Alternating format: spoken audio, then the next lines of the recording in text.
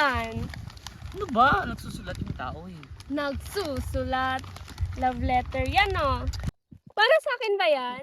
Ilabutan ka nga para sa'yo may gifting. Sus! Crush mo nga ako ng mga bata pa tayo eh. Sinuntok mo pa sila kung nalaman mo binigyan ako ng candy. Mga bata pa tayo nun. No? Nagbago ng pananaw ko sa buhay. Tsaka gender ko no, da. Kaya pwede ba, don't block the driveway. Pauso ka talaga eh, no? Ano ba kasi yan? Basta, huwag mo alam. Wow ha! Parang difference. Oh, pagkain mo. Yun, salamat Pat. Kaya best friend kita eh. Sus! Kanina lang ang attitude mo sa akin. Katog kasi ako noon. Sorry na Pat. Sorry na. Nga pala, anong kukunin mong kurso sa college? Biglang change topic ka. Tsaka anong mo? Natin Pat, natin. Bakla ka, parang may bala ka pang iwan ako ah. Sabi mong nakaraan, para sa tayo mag-nursing. OA ka bakla, OA. Nakalimutan ko lang. College na kasing iniisip mo eh. Di pa nga tayo sure kung gagraduate tayo. Hoy, kumato ka nga. Pag to nang usog. Ewan ko na lang kung saan ako uuwi. Meron te, sa bahay namin. Takto, pwede kang tagalaba. Charis! Tempeng ko! Pero kidding aside, joke lang yun Pat. Sabay tayong gagraduate no, walang maiiwan, walang labis, walang kulang. Tsaka after college, sabay tayong maghahanap ng AFAM! Kaya best friend talaga kita eh. Promise mo yan ha. Sabay tayong graduate. Oo te, promise yan. Pinky promise? Oo, ito. Pinky promise. Yeah.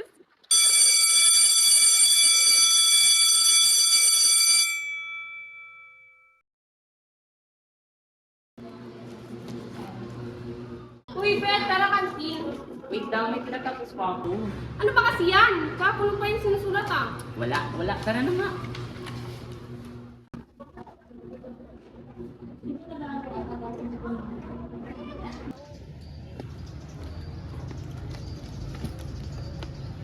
Pansin ko lang ah. Parati kang busy sa mga sinusulat mo. Ini-stress mo na naman ba sarili mo? Hindi okay lang ako no. Jules, konting kembot na lang oh. Gagraduate na tayo. Sige ka. Papangit ka niyan sa graduation pic mo.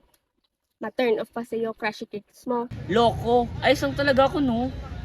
At di naman para sa school sinusulat ko. Para yun sa crushy kicks ko no. Ewan ko sa'yo, Jules.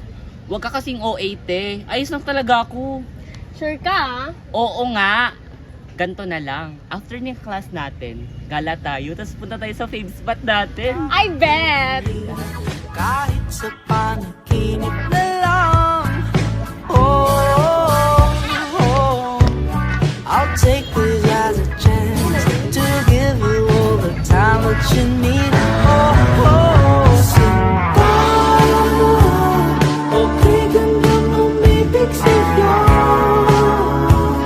Ako'y maghihintay sa iyong pagdating at tatanggapin kita.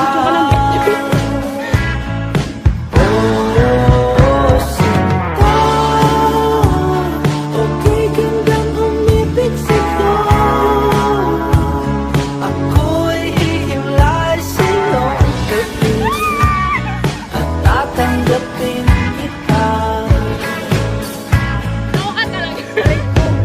Are we old enough to live the stars tonight? We could kiss a bride. Ikaw At least, nag-enjoy. Bakit? Nagsabi ba kung di ka nag-enjoy? Yan na naman tayo eh. Palagi ka na lang ganyan.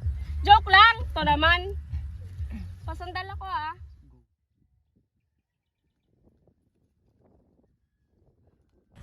Jules, pag ako namatay, iiyak ka ba? Aray! Tanga ka ba? Subukan mong mamatay nang di ako kasama. Talagang ipopost kong mga pangit mong picture sa Ang Facebook. brutal mo naman. Talaga? Nagtatanong lang yung tao eh. Ayusin mo kasi mga tanungan mo. Siyempre, iiyak ako.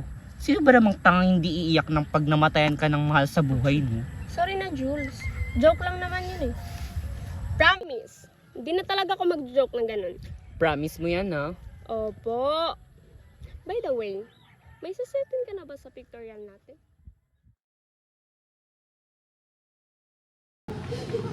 Ano ba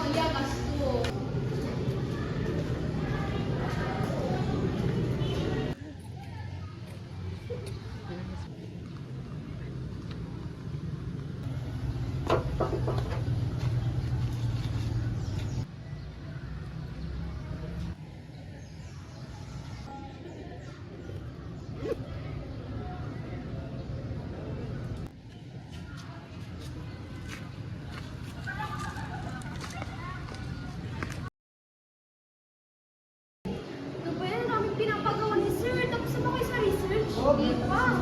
Guys! Bakit? May pagkito na ba kayo kay Julie?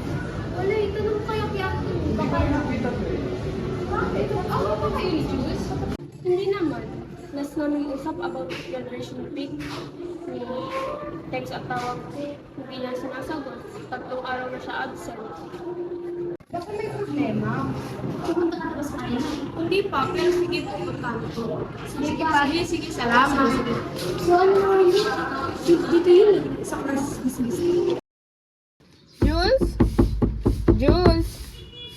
Jules? Tao po. Walang tao dyan. Lumuwas sila ng Maynila. Po, may sinabi po ba ko kayo na uuwi? Wala nang eh. Narinig ko lang na lumuwas sila para may pagamot. Na-stroke na naman siguro si Miranda. Ah, ganun po ba? Sige po, salamat.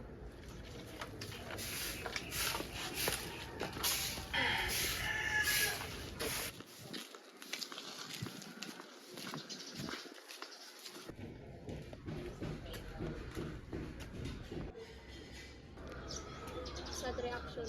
Yun ito.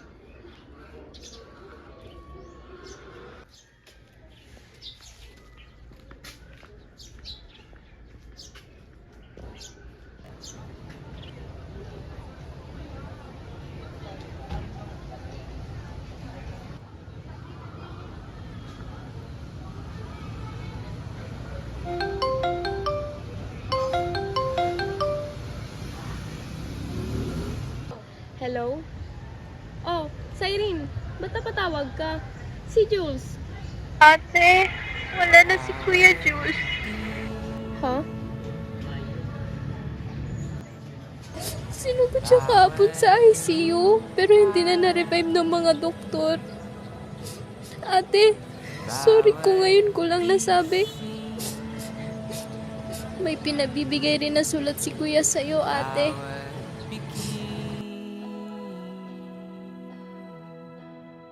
Pat, kung nababasa man to ngayon, sana mapatawad mo ako kung di ko matutupad ang pangako ko na sabay tayong nag-graduate ng senior high school. Sorry kung di ko nasabi sa iyong kalagayan ko. Ayoko lang kasing mag-alala ka, Pat. Ayokong makita ka malungkot at umiiyak nang dahil sa kalagayan ko. 4 months ago, nang malaman kong may leukemia ako, nag-take ako ng medication syempre. Kasi gusto kong gumaling. Gusto kong umakyat ng stage kasama ka, Pat. Gusto kong tuparin yung pangako natin sa isa't isa. Sinugod ulit ako sa ospital. Lumuwas kami pa Maynila para ipagamot ako. Pero wala eh. Mahina talaga ako. Pat, lagi mong tinatanong kung para kaninong liham ang sinusulat ko. Ito na yun, Pat. Alam kong hindi ito yung liham na inaasahan at gusto mong matanggap. Kaya sana mapatawad mo ako. Mahal na mahal kita, Pat. Salamat dahil lagi kang nariyan sa tabi ko kapag kailangan ko ng kaibigan na masasandalan. At salamat sa masasayang alaala na babaunin ko buong buhay. Jules. Dito ka na lang.